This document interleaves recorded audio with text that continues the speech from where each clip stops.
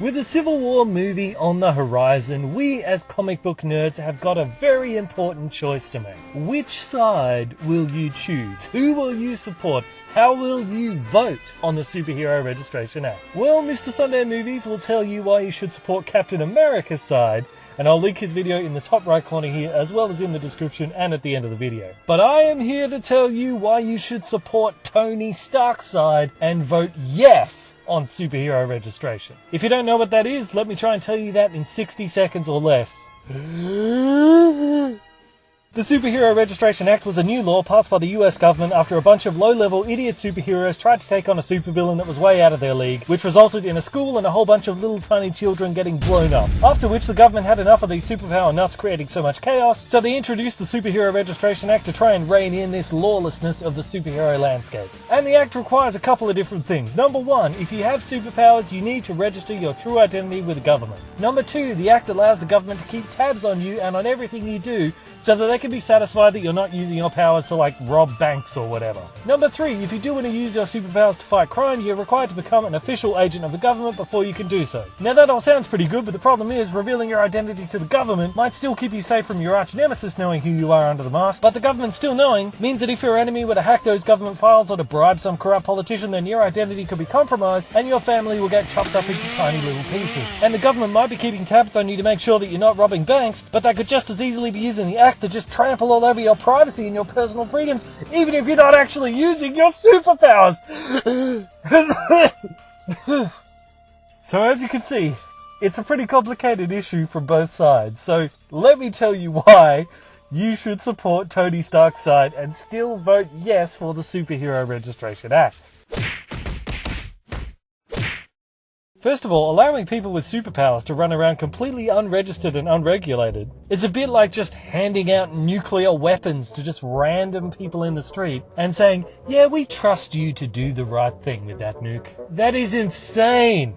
You can't just trust people with that kind of power. They need to prove that they are worthy in order to wield that power before they can use it. Even Thor's hammer knows that. And still, even if you are a responsible person and you're not going to misuse your superpower, you still need to register that power with the government, and why shouldn't you? Experts in martial arts have to register their fists as weapons because of the potential damage they can do because of their training, and those are just regular dudes. They don't even have superpowers. Well, except for Bruce Lee, but we all know he was a real-life superhero. But you mean to tell me that a martial arts expert has to register his fists as weapons, but the Hulk doesn't have to register his fists? How does that make sense? His fists are not just weapons, they are weapons of mass destruction. Register those things, Hulk! Now! What the hell?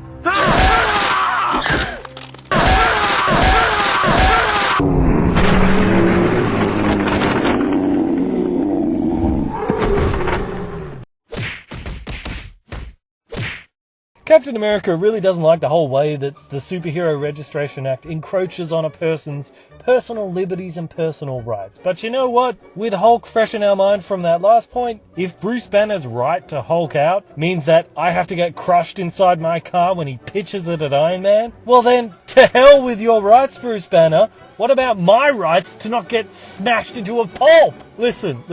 Your right to do a certain thing ends when you're doing that thing interferes with someone else's rights. That's why they don't let anyone smoke in restaurants anymore. They used to let people smoke in a lot of public places, but then they realized, even though you're totally within your rights to smoke, if that's what you want to do, why should I have to get lung cancer as well, just because I happen to be sitting next to you in the restaurant? That's not fair. So people lost that right because it was interfering with other people's rights. But oh no, now the government's gonna follow me around and keep tabs on me and read through my emails now because I have superpowers. Oh no, I've lost my privacy. Well, considering that you could vaporize an entire city with your brain powers if you wanted to, I think that's a pretty fair trade-off.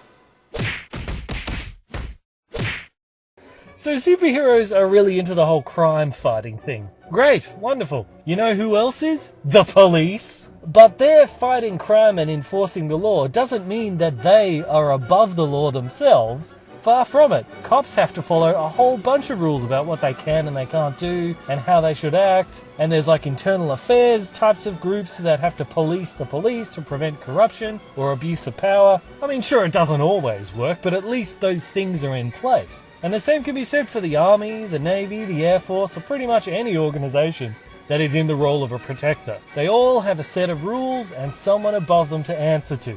So if the Avengers is a group that fights crime and protects the Earth, shouldn't they also have a set of rules to govern how they operate? And someone to oversee them to make sure that they don't start abusing their power? Especially considering that collectively they have more power than any other group on Earth. In other words, if we don't have superhero registration, then who watches the watchers?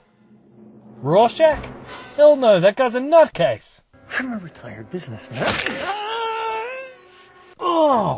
Yeah.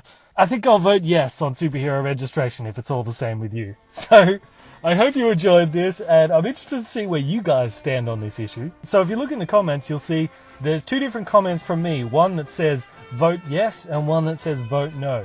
So thumbs up whichever one you particularly agree with. So that way we can all see that if this actually was a real thing and we really were voting for it, we get to see which side would win. But of course you can't vote without first giving ear to the opposing viewpoint, which my buddy Mr. Sunday Movies is covering over on his channel. So click on the card in the top right hand corner of the screen or on the link in the description to check out that video and to hear all the reasons why you should support Captain America and vote no on the Superhero Registration Act. So I am Bandit, this is Bandit Incorporated, and until next time I will see you guys in the comments.